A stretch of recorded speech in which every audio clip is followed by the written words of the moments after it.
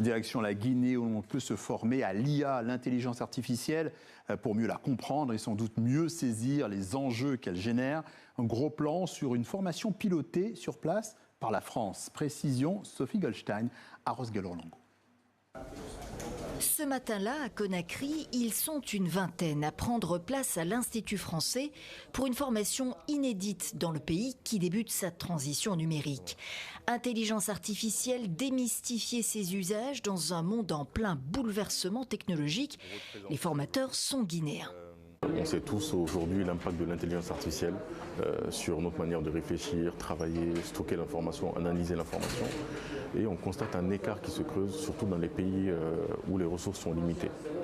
En Guinée, par exemple. Donc le but, c'est former le plus grand nombre de personnes à l'usage responsable et éthique de l'IA.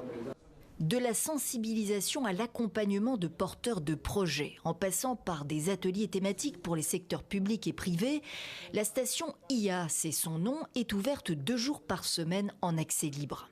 D'ici 3 à 5 ans, ces compétences-là, les compétences de culture IA, littératie IA, seront vraiment demandées dans les entreprises parce que c'est une question de compétitivité.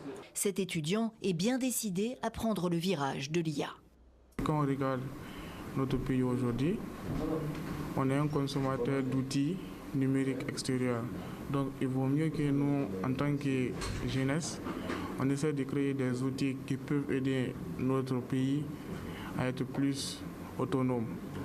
Des outils qui respectent la diversité culturelle face aux géants américains. C'est notamment l'objectif mis en avant par l'ambassade de France qui porte le projet. Aujourd'hui, l'intelligence artificielle, elle va chercher où? Les données existantes. Et les données du web, elles sont principalement produites au nord. Donc comment on rétablit avec une vraie intelligence artificielle nourrie avec les données guinéennes et africaines, avec les langues africaines, avec les musiques africaines, avec tout ça pour que ça puisse créer une intelligence artificielle qui soit au moins plus équilibrée. Défense de la diversité culturelle et enjeu d'influence également pour la France dans cette Afrique de l'Ouest où elle en a tant perdu.